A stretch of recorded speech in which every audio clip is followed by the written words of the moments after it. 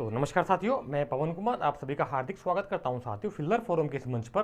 Filler forum ये मंच हमारा साथियों समर्पित रहता है हायर एजुकेशन के लिए, जहां पर हम आप सभी की तैयारी करवाते हैं एनटीए यूजीसी नेट जेआरएफ की। ना केवल एनटीए यूजीसी नेट जेआरएफ को क्रैक करने के लिए, बल्कि साथियों आप हमें ज्वाइन कर सकते हैं first grade, second grade, college lecturer, UP GIC और स्कूल व्याख्याता इत्यादि के हिस्ट्री सब्जेक्ट से जुड़े हुए सभी प्रकार के एग्जाम्स, चाहे वो सेंटर लेवल के हो चाहे वो स्टेट लेवल के हो, उनको क्रैक करने के लिए आप हमें ज्वाइन कर सकते हैं। ज्वाइन करने के लिए नीचे वीडियो के नीचे डिस्क्रिप्शन बॉक्स में आपको उसका लिंक मिल जाएगा, ऐप के माध्यम से भी और वेबसाइट के माध्यम से भी। एक एडिशनल इन्फॉर्मेशन देता हूँ साथियों, अभी जो मंडे आने वाला है, सोमवार से हमारी क्विज स्टार्ट हो रही है। क्विज स्टार्ट हो जाएगी वेबसाइट के ऊपर। वेबसाइट का लिंक भी आपको नीचे वीडियो नीचे डिस्क्रिप्शन बॉक्स में मिल जाएगा, तो वहाँ से आप जाकर के डेली हम 5 क्वेश्चन देंगे आपको, ठीक है। तो उनको आप सोल्व कर सकते हो, तो आप अपनी प्रैक्टिस कर सकते हो उसके थ्रू, ठीक है। उसमें आपको कॉइन्स मिलेंगे। कॉइन्स मतलब एक वो क्या बोलते हैं, क्विज होते हैं ना, जैसे कॉइन्स मिलते हैं, तो उसमें आपके नंबर इकट्ठे होते रहेंगे, तो फिर लास्ट में हम देखेंगे कि कौन विनर है। उसमें नेगेटिव मार्किंग भी, हालांकि इसलिए सोच समझ के खेलना है, नहीं कि तुक्का मार दिया था, चल नेगेटिव मार्किंग है नहीं एग्जाम की तरह तुक्का मार दे, नहीं, तुक्का नीचे देगा। श्योर हो तो ही कंफर्म करना अपना आंसर, ठीक है। तो उसको आप जाकर देख लो, मंडे से शुरू हो गया, अभी शुरू नहीं हुई है, थोड़ा काम बाकी है, थोड़ा काम चल रहा है उसके ऊपर। मंडे शुरू हो जाएगी, फिर आप कर सकते हो, ठीक है। तो हम जरा अपने क्लास में देख लेते हैं। तो हमारा मध्यकाल चल रहा है साथियों। मध्यकाल के अंदर अब हम खिलजी वंश को कंप्लीट कर चुके हैं। खिलजी वंश के बाद में लास्ट में एक बचता है उमर, शहाबुद्दीन उमर। शहाबुद्दीन उमर जो होता है ना साथी, उसकी उम्र 6 साल होती है, और 6 साल का ही वो जो है शासक बनता है यहाँ पर, ठीक है। और उसका केयर टेकर होता है मलिक काफूर। मलिक काफूर जो कि एक ट्रांसजेंडर होता है, अलाउद्दीन खिलजी का एक दास होता है, ठीक है। सेनापति बन जाता बाद में वो, जिसने दक्षिण भारत जीता था। तो वही मलिक काफूर जो है इसकी माँ से निकाह कर लेता है अलाउद्दीन खिलजी के मरने के बाद। किसकी माँ से? शहाबुद्दीन उमर की माँ से, क्योंकि इसकी उम्र 6 साल होती है, और इसका केयर टेकर बन जाता है, देखभाल करने वाला बन जाता है, और धीरे धीरे सत्ता अपने हाथ में लेने की कोशिश करता है। और इसी वजह से ये इसकी शहाबुद्दीन उमर की माँ से निकाह कर लेता है, शादी कर लेता है, ठीक है। एक बार बता दूं, एक थोड़ी सी वैसी बात है, चलो पद्मावत देखी होगी सभी ने। खिलजी जो था ना साथियों, वो गे था।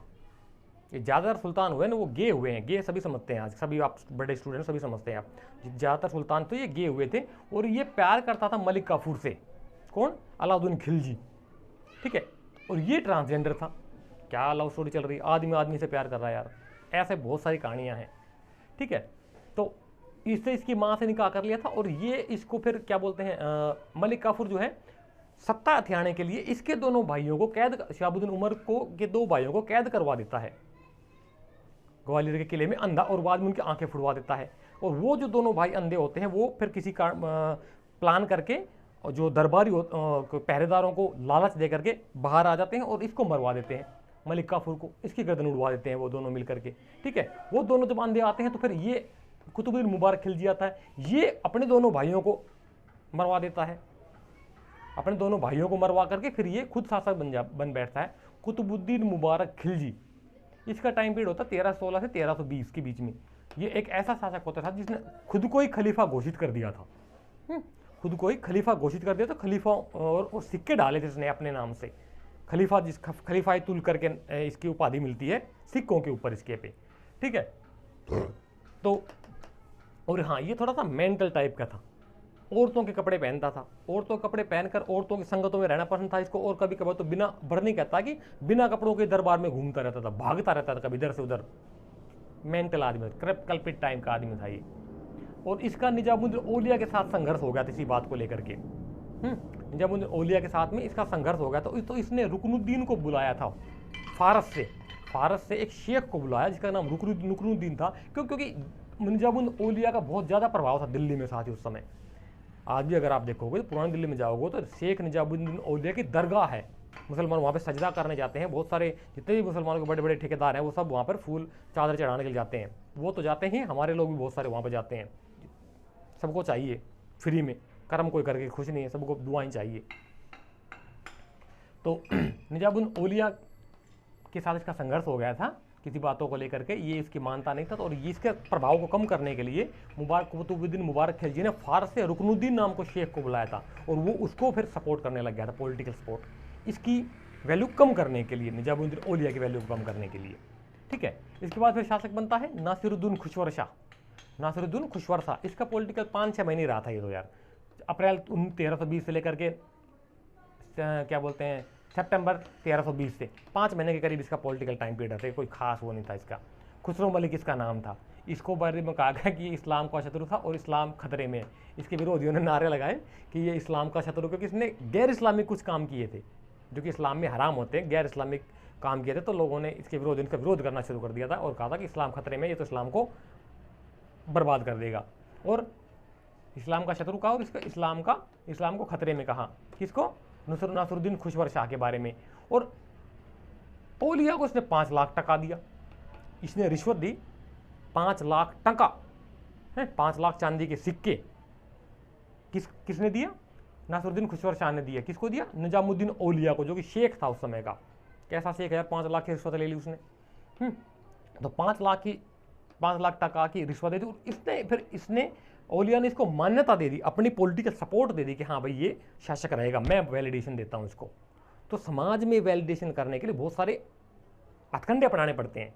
आज भी अगर आप सरकारों को देखोगे तो सरकारें, जैसे CM हो चाहे PM हो, बाबाओं के दर में जाते हैं। अभी गए थे 5-6 साल पहले, स्वर्गीय सुषमा स्वराज जो कि विदेश मंत्री थी उस समय, BJP की कैंडिडेट थी, वो मिलने के लिए गई थी धन सतगुरु का जो लीडर था, पॉलिटिकल लीडर, 2014 के इलेक्शनों की बात है, वो वहाँ से मिल करके आई थी। और उसने रुमाल उड़न छू के लिए 35 लाख, पता नहीं 35 करोड़ रुपए भी डोनेट किए थे उस बाबा को, जो कि आजकल जेल में है। और उसी BJP ने फिर उसी की वोट ली और उसी को उठा करके ठोक दिया जेल में, जब पावर में आई तब। नहीं, वो बेचारा संघर्ष कर रहा है करने के लिए, उसके ऊपर हालांकि बहुत सारे इल्ज़ाम हैं। 99 के आसपास और 92 के आसपास उसने बहुत सारे लोगों को मर्डर करवा दिया था, उसके ऊपर इल्ज़ाम है। अभी वो केस चल रहा है, मामला ज़्यादा ठीक नहीं है बोलना इसके ऊपर, क्योंकि सेंसिटिव मामले होते हैं साथियों, आप भी सभी भी जानते हैं। तो वो सुप्रीम कोर्ट में केस चल रहा है उसका, उसके सज़ा भी हो गई है, वो भी जेल में है, अभी फरलो पे आया था और अभी फिर दोबारा वापस गया वहाँ। और हनीप्रीत उसकी सहयोगी थी। कैसी सहयोगी थी सबको पता है यार, हनीप्रीत। 5 लाख का टका दे दिया, दान में दी थी, और इसने इसको फिर मान्यता दे दी थी। ठीक है, इसी के टाइम पीरियड में, नासिरुद्दीन खुशवर शाह के टाइम पीरियड में एक दीपालपुर का सूबेदार था साथियों। दीपालपुर जो कि पंजाब के पास में है, उसका सूबेदार जो था, इसने इसका नेतृत्व मानने से इनकार कर दिया था कि भाई मैं नहीं मानता।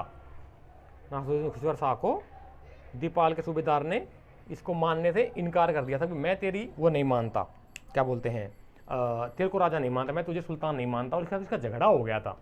दीपाल का सूबेदार कौन था? गियासुद्दीन तुगलक। ये वही गियासुद्दीन तुगलक जो आगे चल करके तुगलक डायनेस्टी का संस्थापक बनता है और सुल्तान बनता है। ठीक है, इसने सरस्वती नदी के किनारे युद्ध लड़ा। किससे? इसकी सेना से, और इसको हरा दिया, इसकी सेना को हरा दिया। ठीक है, सुरस्ती बोलते हैं, सरस्वती बोल देते हैं, जो कि आधुनिक हरियाणा प्रांत के सिरसा जिले में है। सिरसा जिले का नाम सरस्वती के से पड़ा है, बताते हैं। सरस्वती नदी वहाँ पे बहती थी, उसके किनारे पर एक शहर बसा जिसको सिरसा बोला गया। सिरसा हरियाणा प्रांत के, हरियाणा और पंजाब के बॉर्डर के पास में है। सिरसा के बाद डबवाल के बाद में पंजाब शुरू हो जाता है।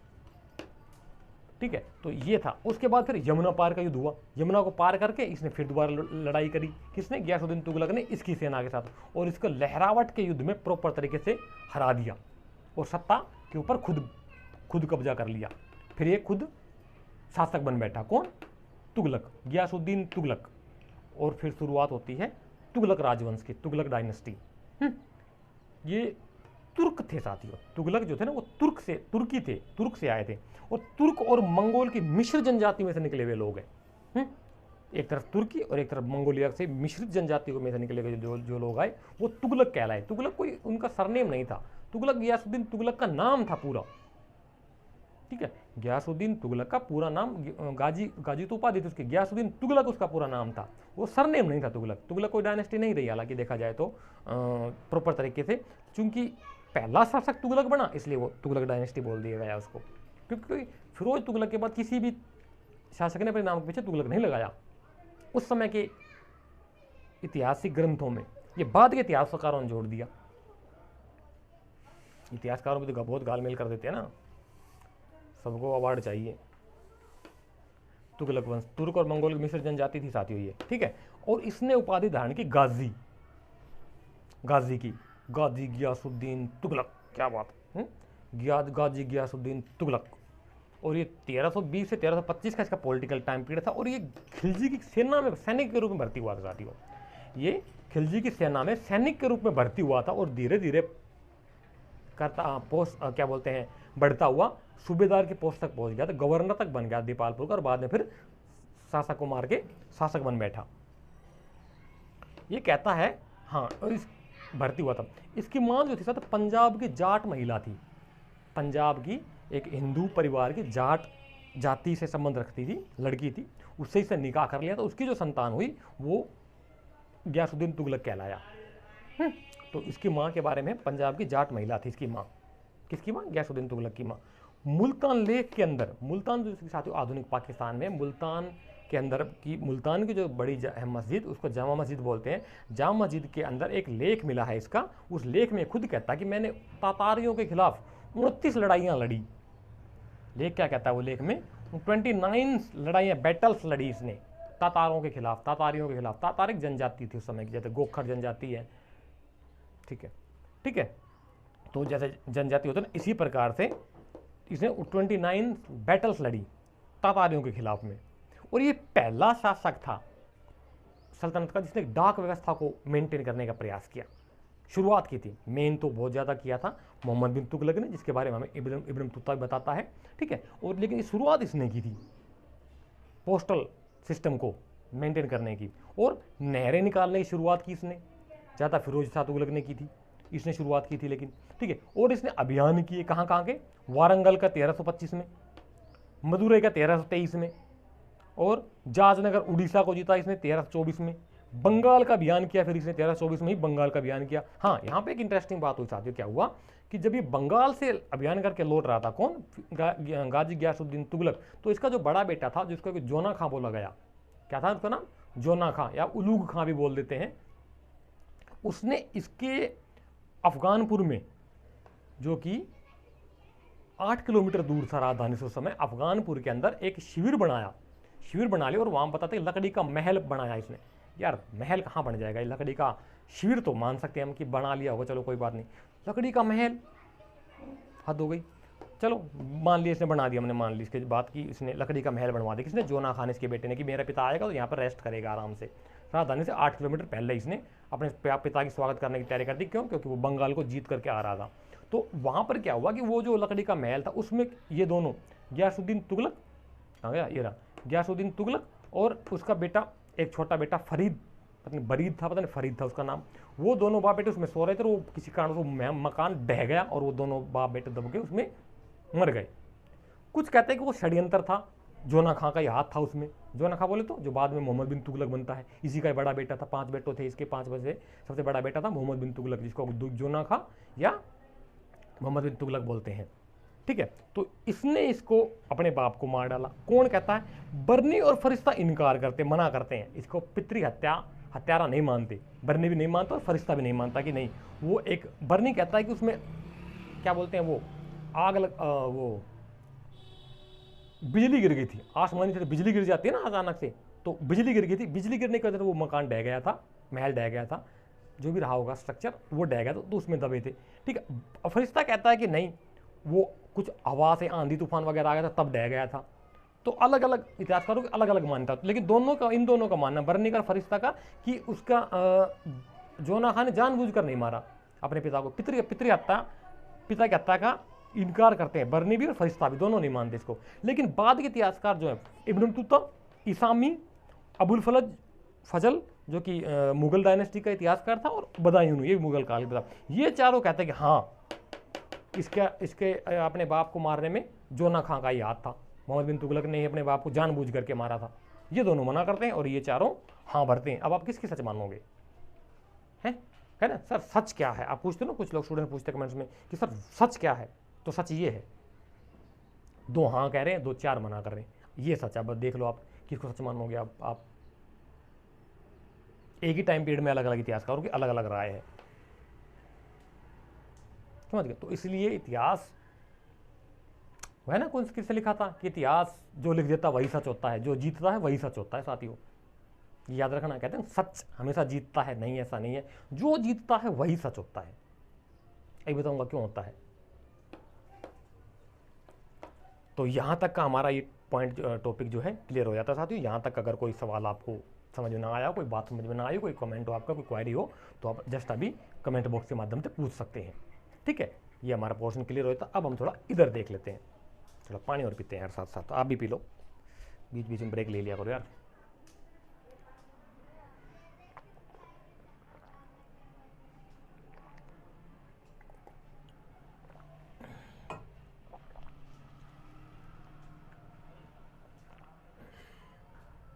दिखाई दे रहा है ना आप लोगों को, ये नोट कर लो यार, शायद हो सकता ना दिखाई दे रहा आप लोगों को।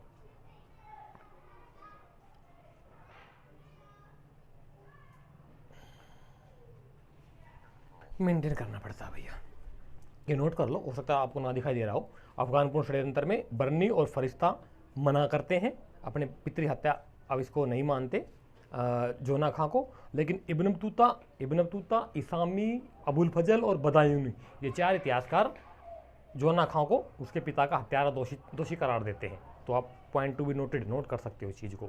ठीक है, ये हो गया हमारा। इधर अब हम इधर देख लेते हैं।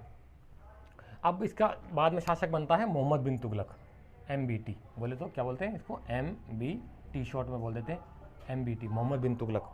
ठीक है, इसका पॉलिटिकल टाइम पीरियड वही 1325 से 1351।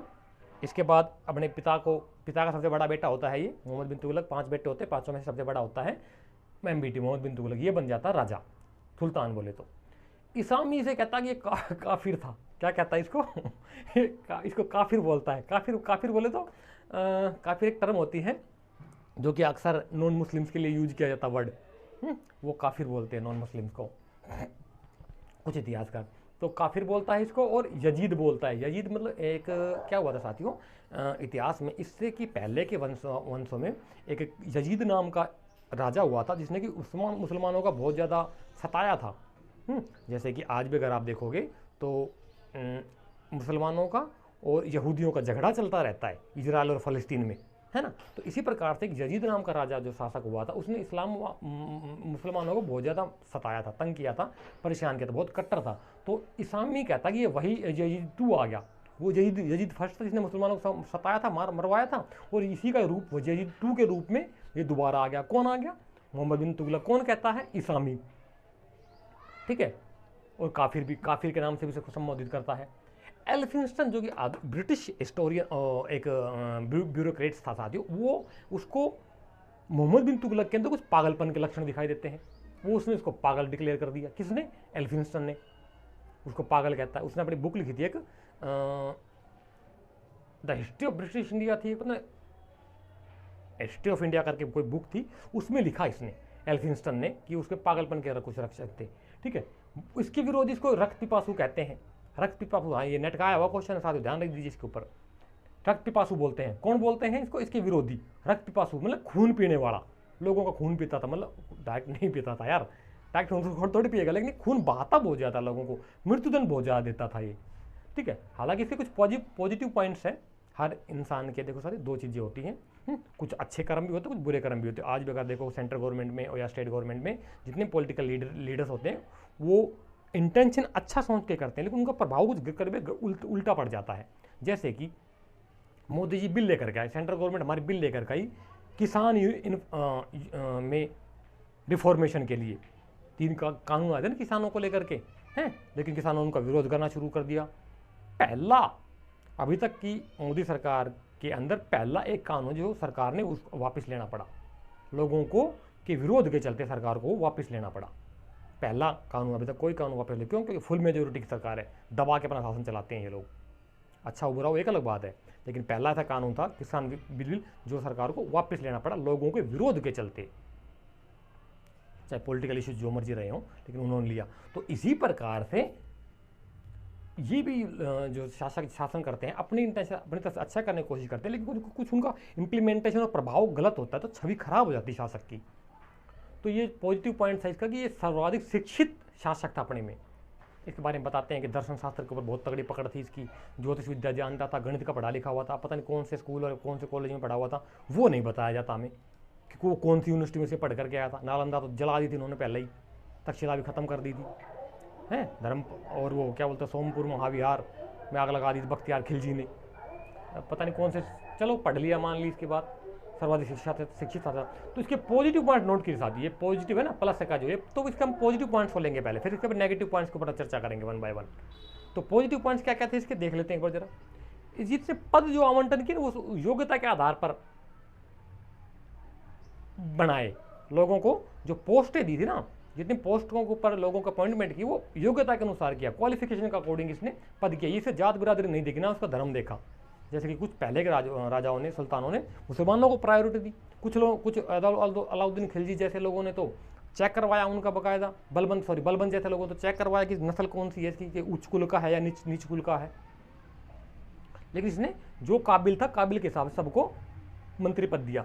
और ये हिंदू त्योहारों में मनाता था, एंजॉय करता था हिंदू त्योहारों के ऊपर, होली दिवाली, होली में खास तौर से होली खेलता था ये बंदा, ऐसा था है। गंगा जल का पान करता था। ये मोहम्मद बिन तुगलक और क्या बोलते हैं अकबर, आगे चलकर अकबर, ये दो मेन शासक थे, और भी थे, लेकिन ये दो मेन शासकों को हमें ज़्यादा उल्लेख मिलता है कि गंगा जल का पानी पीते थे।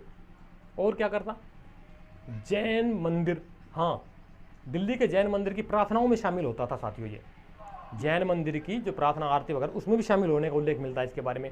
और जैन मंदिर जो है हाँ राजस्थान में माउंट आबू का जो जैन मंदिर है, दिलवाड़ा का जैन मंदिर बोलते हैं शायद उसे, तो दिलवाड़ा का जैन मंदिर के में वहाँ पर प्रार्थना करने के लिए गया ये शख्स। कोई बताएगा दिलवाड़ा के जैन मंदिर को कौन से देव को समर्पित है? देखते हैं कितने लोग बता पाते हैं, फिर मैं बताऊंगा अभी। उस मूर्ति जो मेन मूर्ति है ना, वहाँ के बहुत सारे मंदिर है, वहाँ पे सफेद संगमरमर से बने 29 मंदिर, पता कितने मंदिर हैं। तो जो मेन मंदिर उसमें कौन से देवी देवता की मूर्ति लगी हुई, जिसकी आंखें सोने की है और हीरे की है, सॉरी आंखें भी जिसकी हीरे लगे हुए हैं, हरे रंग के बताते हैं, आंखें में हीरे लगे हुए हैं, रियल के हीरे लगे हुए हैं उसकी मूर्ति में। जैन देवताओं को, जैनियों का मंदिर है वो, बहुत बड़ा पूरा कैंपस है, बहुत अच्छा है, बताते हैं उसके बारे में। देखिए जरा, बताइए जरा किसको समर्पित है, कौन सा देवी देवता है वो उसमें बैठा हुआ है। जैन मंदिर को दर्शन के लिए। और इसके दरबार में जिन पर भूसूरी रहते थे साथियों, जिन पर भूसूरी एक जैनी साधु थे जो कि इसके दरबार में रहते थे, जिसका ये बहुत मानता था, और उसको रात भर बैठ कर उसके साथ डिस्कशन करता था, दर्शन शास्त्र पर चर्चा करता था, डिस्कशन करता था उसके साथ में, ठीक है। तो ये था इसके बारे में, उदार हृदय राजा था ये, विद्वान था, विद्वानों का आदर करता था, तभी तो इसके दरबार में जिन पर भूसूरी रहता था। और न्यायप्रिय था ये, न्याय को मानता था, न्याय इसका मेन वो था ऑब्जेक्ट कि लोग कोशिश की जाए कि मैक्सिमम लोगों के साथ अन्याय ना हो, न्याय किया जाए उनके साथ में, ठीक है, न्यायप्रिय था। एक बार क्या हुआ कि खुद दोषी पाया गया ये, खुद दोषी पाया गया, इसने कुछ ऐसा काम कर दिया कि इस काजियों ने इसी को दोष दिया कि ये तो महाराज आपकी ही गलती है। तो इसने एक लड़के से खुद 21 बेंतें खाई। कितनी डंडे खाए? 21 डंडे खाए। बैंत समझते हैं ना, पहले के सरकारी स्कूलों में मास्टर लोग बैंत रखते, डंडा रखते थे बच्चों की पिटाई के लिए, तो वो डंडा वो बैंत बोलते थे उसको। तो बैंतें खाई इसने, कितने? 21 इसको करके लंबा कि 21 बैंतें पटापट इसको 21 बैंतें मारी।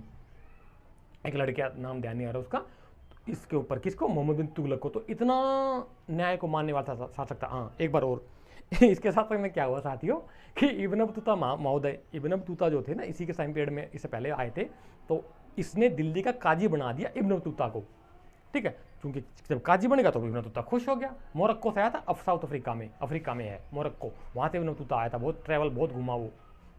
उसकी पुस्तक का नाम है रहला, उसमें लिखा उसने, अरबी में लिखी हुई है, फारसी में नहीं, वो अरबी में लिखी हुई है, नेट का आया हुआ क्वेश्चन है, ठीक है। तो उसने क्या किया, उसके सामने केस आया कि भाई आप इसको सोल्व करो।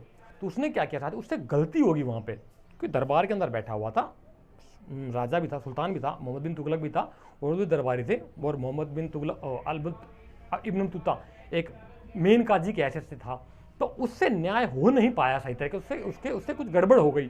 तो इसने, किसने? मोहम्मद बिन तुगलक ने उसको प्रधान काजी जो कि था उसको उठा के जेल में डाल दिया था। इतना वो तो मतलब स्पष्टवादी इंसान था मोहम्मद बिन तुगलक। हालांकि वो थोड़ा सा क्रैक माइंड का भी था, मेंटल भी था, उसकी कुछ योजना उसने ऐसा काम किया कि देखेंगे वन बाय वन करके अभी हम, कितना अच्छा था कितना बुरा था। अभी तो हम उसके पॉजिटिव पॉइंट ले रहे हैं। खुद को दोषी था, 21 बैंतें खाई इसने। सती प्रथा पर ऑफिशियल रोक लगा दी इसने, सती प्रथा को बंद करवा दिया, बैन लगा दिया सती प्रथा के ऊपर, सल्तनत काल का पहला शासक। और इसके नेगेटिव इफेक्ट क्या थे? अभी हम पॉजिटिव देख चुके हैं, हम ये इसके पॉजिटिव थे। अब इसका नेगेटिव देखें, नेगेटिव पॉइंट क्या क्या थे। ये मृत्युदंड बहुत ज़्यादा देता था साथियों। बर्नी और इब्न बतूता कहता है कि शायद ही कोई ऐसा दिन हो जिसमें कि इसका राज दरबार में खून ना बहा हो। बंदियों को राज दरबार में लाया जाता था, वहीं पे उनका मर्डर उड़वा दिया जाता था, जो दोषी पाए जाते थे, मेन दोषी। देखिए साथियों, क्या होता है कि इस्लाम जो चलता है ना, वो शरिया कानून से चलता है। और जैसे कि हमारा देश लोकतंत्र चलता है संविधान से, द कॉन्स्टिट्यूशन ऑफ इंडिया से, लेकिन जहाँ पर भी इस्लाम का मेजोरिटी होती है, जो इस्लामिक रिपब्लिकन होते हैं, जैसे अफगानिस्तान, सऊदी अरेबिया, ये जितने भी इराक, ईरान वगैरह, ये हैं, ये शरिया लॉ से चलते हैं। कुरान इनका मेन ग्रंथ होता है। कुरान में से जो आधुनिक जो सुटेबल कानून है वो बनाए जाते हैं, उसको कहा जाता है शरिया। शरिया के अंदर दंड प्रथा बहुत कठोर होती है साथियों। हमारे यहाँ पर जुर्माना लगता है। एक ने किसी ने कोई क्राइम कर दिया तो पहले पुलिस इन्वेस्टिगेशन करेगी, फिर वो मुकदमा जेल में क्या बोलते हैं, छोटे न्यायालय में जाएगा, सिविल कोर्ट में जाएगा, डिस्ट्रिक्ट कोर्ट में जाएगा, वहाँ से ना हुआ फिर हाई कोर्ट में जाएगा, हाई कोर्ट से ना हुआ फिर सुप्रीम कोर्ट में जाएगा, और उसके बाद भी फिर प्रेसिडेंट ऑफ इंडिया के पास जाएगा। तो ये बहुत लंबा प्रोसेस हो जाता है। आदमी मर जाते हैं, सिस्टम खराब हो जाता है, वो केस चलते रहते हैं। 40 लाख केस पेंडिंग चल रहे हैं आज के डेट में।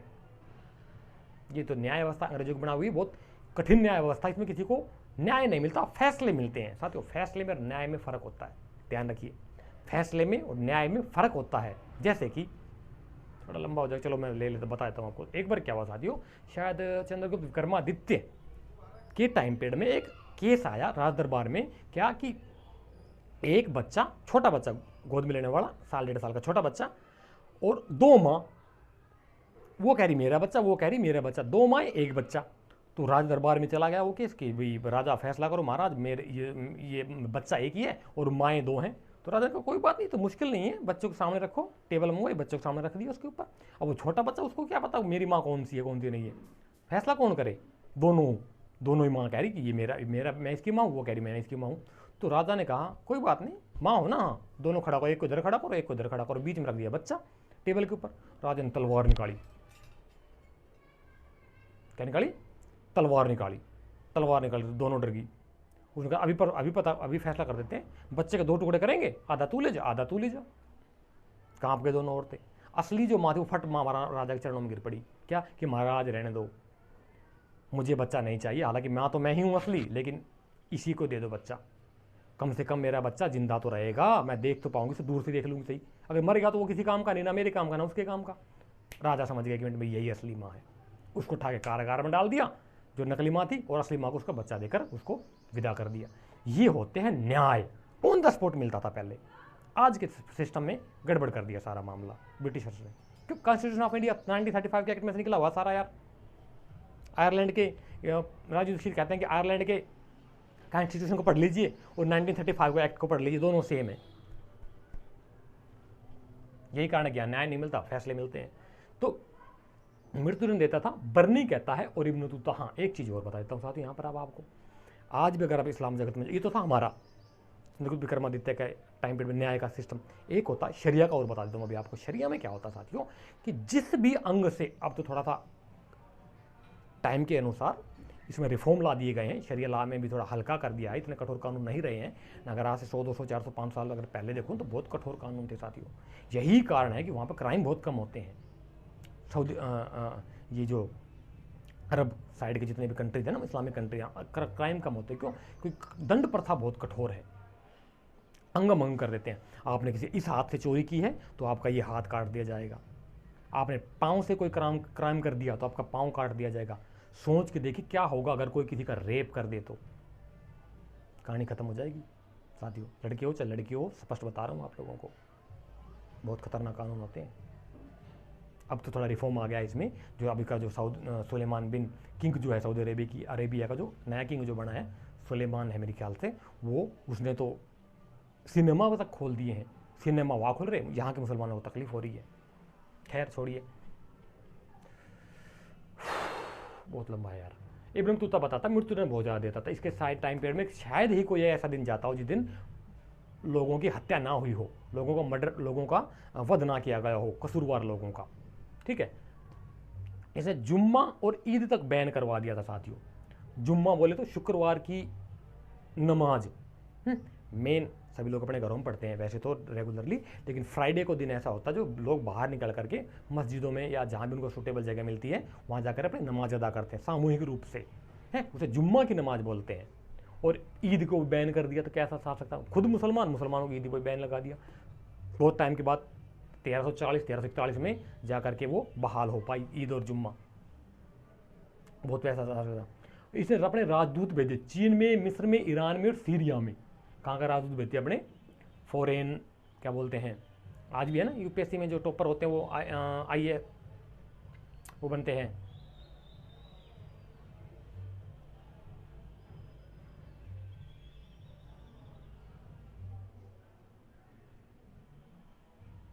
फॉरेन सर्विसेज को क्या बोलते हैं यार, IAF, Indian administrative service, IAS, Indian foreign services, IFS, हाँ आईएफएस बनते हैं इंडियन फॉरेन सर्विसेज, भारतीय विदेश सेवा, जो डायरेक्ट राजदूत लगते हैं। तो राजदूत जो लगते हैं ना, एम्बेसडर्स जो लगते हैं, वो वही सिस्टम है, पहले भी चलता था। इसने चीन में भेजे, मिस्र में भेजे, ईरान में भेजे, सीरिया के अंदर भेजे अपने अपने राजदूत।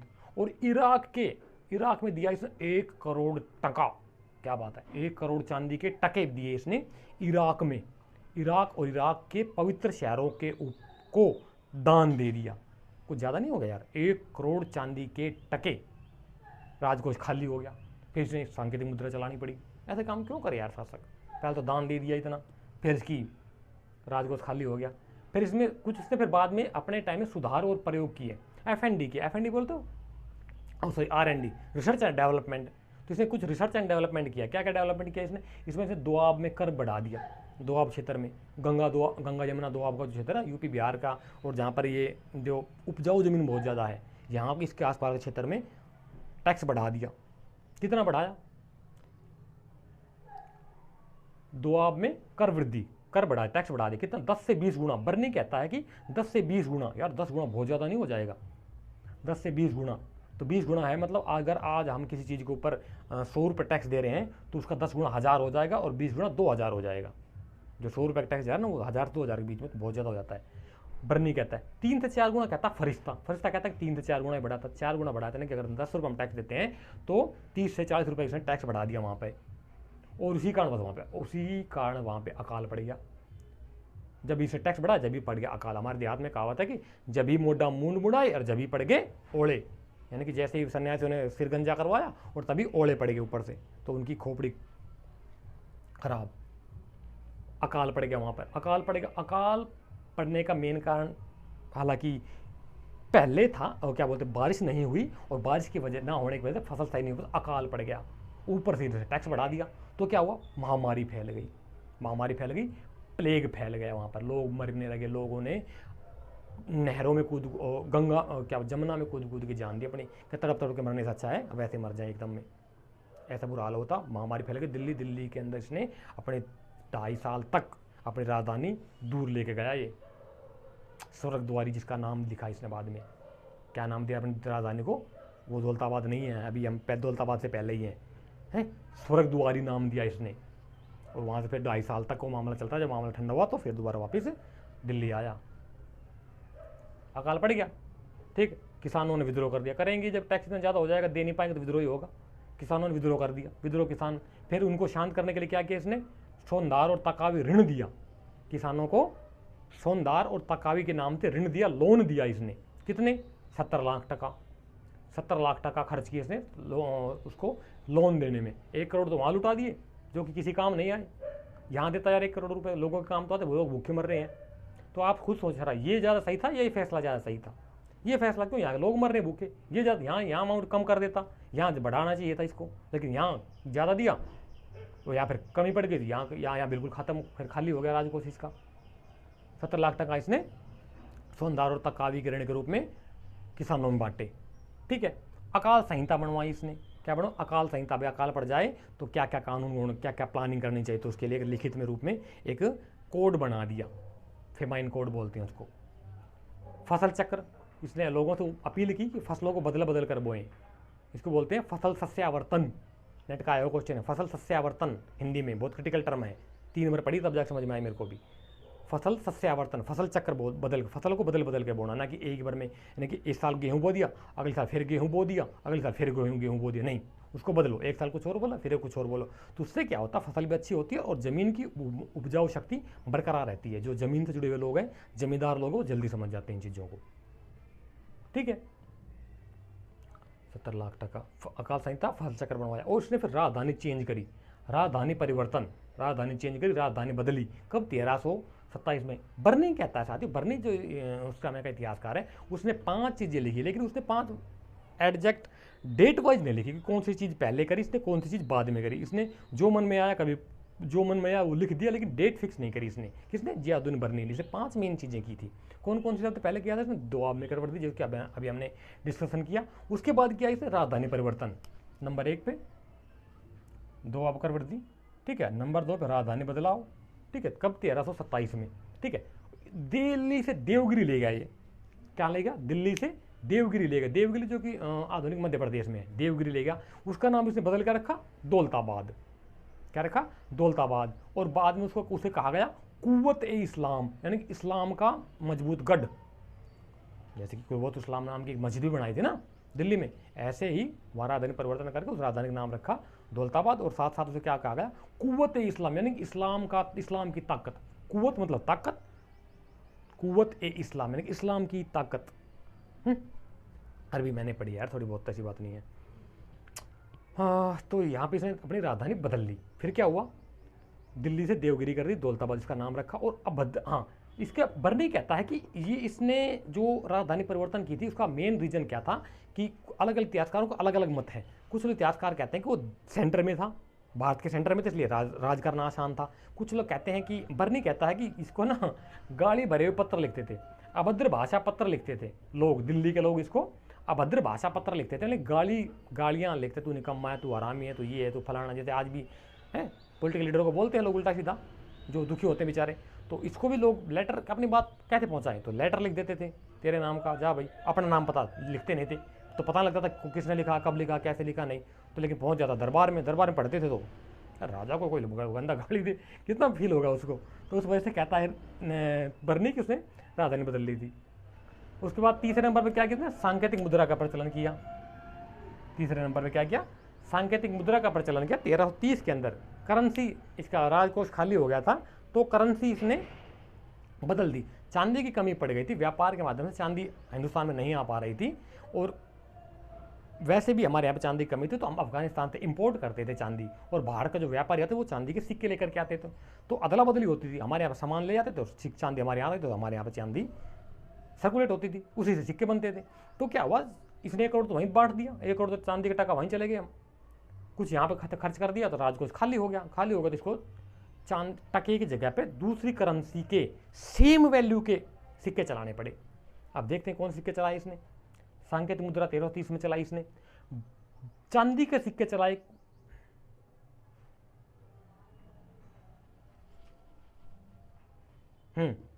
हाँ ठीक है। बर्नी कहता है कि वो चांदी के थे, बर्नी कहता है कि वो सांकेतिक मुद्रा थी वो चांदी की थी, पित्तल की थी कहता है फरिश्ता कहता है पित्तल की थी, ठीक है। सतीश चंद्र और मोहम्मद हबीब, सतीश चंद्र ये वही सतीश चंद्र साथी जिसके क्या बुक पढ़ते हो मध्यकालीन भारत, है ना, सतीश चंद्र की बुक आती है मध्यकालीन भारत, ये वही हिस्टोरियन है सतीश चंद्रा, ठीक है। और मोहम्मद हबीब जो इतिहासकार हुए वो कहते हैं कि उन्होंने कांसे की करेंसी चलाई, कांसे की मुद्रा चलाई थी, और वैल्यू उन्हीं उतनी जितनी रखी। तो और फिर क्या हुआ, लोगों ने घरों में टकसालें खोल ली, घरों में, क्योंकि चांदी से क्या बोलते तांबे का सिक्का बनाना आसान है, तो लोगों ने घरों में डालने शुरू कर दिए सिक्के। चांदी का तांबे कांसे का सिक्का देते थे और बदले में सोने का सिक्का मिलता था उन्हें। तो दौलताबाद में बर्नी का था कि ढेर लग गया, किसका? सांकेतिक मुद्रा का। उसको कौन ले? तो योजना फेल हो गई। तीन चीज़ें हो गई। पहले 2 बार में करवर्दी फेल हुआ, राजधानी बदली वो फेल हुआ, फिर 15 साल के बाद इसको वापस लाना पड़ा, इसको 14 या 15 साल के बाद में 1941-42 में ये इसको वापस ले आया था दिल्ली राजधानी को। लेकिन अभी हम यहीं पे चल रहे हैं, तो इसलिए अभी बाद में बताऊंगा इसका। तो मुद्रा बदली इसने 1330 में, कुछ समय के बाद ये वापस लेना पड़ेगा इसको। क्यों? क्योंकि लोगों ने नकली मुद्रा बहुत ज़्यादा इकट्ठी हो गई थी, करेंसी। चौथे नंबर पर खुरासान अभियान इसने क्या किया? इसने इराक पर हमला करने के लिए, मध्य एशिया पर हमला करने के लिए साथ ही बहुत बड़ी सेना बजा ली। इसका मन ऐसा फितूर आ गया इसके अंदर कि हम विश्व विजेता बनेंगे, पूरे विश्व को फतह करेंगे। तो इसने क्या किया, सेना इकट्ठी करी। कितनी, बर्नी कहता है कि 3,70,000 की सेना इकट्ठी कर ली इसने। 3,70,000 की सेना इकट्ठी कर ली। सेना को, सैनिकों को 1 साल की सैलरी एडवांस में दे दी। भाई सैलरी दोगे तभी तो लोग काम करेंगे, पता नहीं कितना टाइम लग जाए वहाँ पर। तो पीछे पता चले बच्चे भूखे मर गए सैनिकों के। तो पहले ही सैनिकों ने से 1 साल का एडवांस ले लिया कि हम अब तेरे साथ चलेंगे। बच्चों का आधा बच्चों को दे दिया होगा, घर पे भिजवा दिया, कुछ अपने खर्चे पानी खुद रखा होगा सैनिकों ने। तो 1 साल की सैलरी पहले ले ली, फिर कहता है अब चलते हैं तेरे साथ में। फिर क्या हुआ, इसको 1-1.5 साल लगा ये सेना बनाने में, जब तक कि वो सिस्टम चेंज हो गया मिडल ईस्ट में। मिडल ईस्ट में शासन प्रशासन के वहाँ पे पॉलिटिकल इशू जो है वो बदल चुके थे, तो इसके फेवर में, हालात इसके फेवर में नहीं रहे, तो इसने वो प्लान त्याग दिया। तो फिर क्या किया, अब इतनी बड़ी सेना को रखे कहाँ पे, दिल्ली। 1,70,000 सैनिक थोड़े होते हैं, कैसे रखोगे उसको। फिर उसने सेना को भेज दिया पंजाब में, 1337 में सेना को पंजाब भेज दिया नगरकोट पे हमला करने के लिए। हाँ, नगरकोट पे हमला करने के लिए इसने भेज दिया। उस समय नगरकोट पंजाब राज्य में आता था, बाद में अब तो शायद हिमाचल में आता है मेरे ख्याल से। तो वहाँ भेज दिया, वहाँ पर उन्होंने जीत लिया पंजाब को, ठीक है। और 5वां अभियान क्या था, कराचिल अभियान। कराचिल बोले तो आधुनिक कुमायूं को कराचिल बोलते साथियों। हिमाचल में है मेरे ख्याल से कुमायूं हिमाचल में, पता नहीं अब उत्तराखंड में शायद। एक कंफर्म कर लीजिए साथियों इसको, मुझे कंफर्म नहीं है भाई, ठीक है। तो कराचिल कुमायूं को बोलते हैं। तो 1337 में इसने अभियान किया, कराचिल अभियान। तो कांगड़ा को जीता इसने, कांगड़ा का दुर्ग जीता। कांगड़ा में एक देवी का मंदिर भी है ना, ज्वाला देवी कौन सी है, अगर है हमारे बीच में हिमाचल से, कामिनी कौंडल अगर हो तो बताइए जरा, हेलो बोलिए। है कांगड़ा में एक दुर्ग है, माता का मंदिर भी है, कांगड़ा वाली माता, ज्वाला जी है शायद, ज्वाला जी, हाँ ध्यान आया। तो दुर्ग को जीता, कांगड़ा के दुर्ग को जीता, किले को जीत लिया था इसने। तो ये पूरा था इसका, ठीक है। इसके समय पीरियड में साथियों क्या हुआ, ये 5 मेन थे इसके जी, ठीक है। 1 दोआबकर वृद्धि, 2 राजधानी बदला इसने, 3 सांकेतिक मुद्रा का प्रचलन, 4था खुरासान अभियान, और 5वां जो कराचिल अभियान। तो ये 5 इसके मेन प्रमुख अभियान, मेन सुधार कार्य वो थे, सुधार कह सकते हो या प्रयोग कह सकते हो इनको, जो कि फेल हो गए थे ज़्यादातर इनमें से। बर्नी ने लिखा है इसके बारे में आगे पीछे करके, ठीक है। तो विद्रोह हुए इसके समय पीरियड में कितने, 34। ऑब्वियस बात है, इतना काम करेगा तो विद्रोह तो होने ही थे साथियों। जो टोटल पॉलिटिकल टाइम पीरियड में 25-26 सालों के इसके राज में 34 विद्रोह हुए। 27 हुए दक्षिण भारत में। दक्षिण भारत में कितने हुए, 27 विद्रोह हुए। टाइम पीरियड 1326 से लेकर के 1351 तक इसके टाइम पीरियड में टोटल 34 विद्रोह हुए, ठीक है। इसकी मृत्यु हुई थट्टा में, जब ये अभियान पर था। थट्टा बोले तो आज सिंध बोले तो पाकिस्तान का एक प्रांत है सिंध, वहाँ पर एक जगह थट्टा, ठीक है, वहाँ पर इसकी मृत्यु आती जब ये अभियान पर रहता तब, ठीक है। और बदायूं कहता है इसके ऊपर, बदायूं इसके बारे में लिखता है क्या कि उसकी मृत्यु पर कि प्रजा को सुल्तान को प्रजा से मुक्ति मिली और प्रजा को सुल्तान से मुक्ति मिल गई। नहीं तो ये परेशान कर रखता था, खुद ही परेशान रहता था और लोगों को परेशान, जनता को परेशान करके रखता था। इसलिए प्रजा को मालिक से और मालिक को प्रजा से मुक्ति मिली, बदायूं लिखता है। नेट का आया क्वेश्चन है, नोट कर सकते हैं आप, ठीक है। तो ये पूरा आज का हमारा जो चैप्टर था ये हमने कंप्लीट करा दिया साथियों। यहाँ तक का कोई चीज़ समझ में ना आई हो, कोई चीज़ रह गया हो तो आपका कमेंट बॉक्स के माध्यम से आप हमसे पूछ सकते हैं, कोई दिक्कत नहीं है, ठीक है। और पानी पीता हूँ एक गिलास।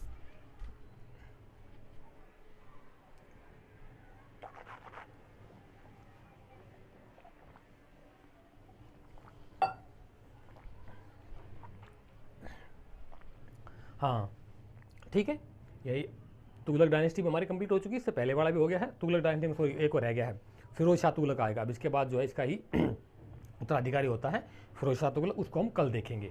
वीडियो काफ़ी लंबी हो जाती है यार, बोल के आड़ा बैठ जाता है मेरा, आप लोगों की तरफ से कोई रिस्पॉन्स नहीं मिलता। रिस्पॉन्स दिया करो यार, हाय हेलो बोला करो बीच बीच में, क्या दिक्कत है। मैं क्वेश्चन पूछता हूँ उसका आंसर दिया करो। हाँ एक चीज़ रह गई थी, मोहम्मद बिन तुगलक को मैंने पहले पूछा था ये सवाल, 6 महीने तक कैद किया था।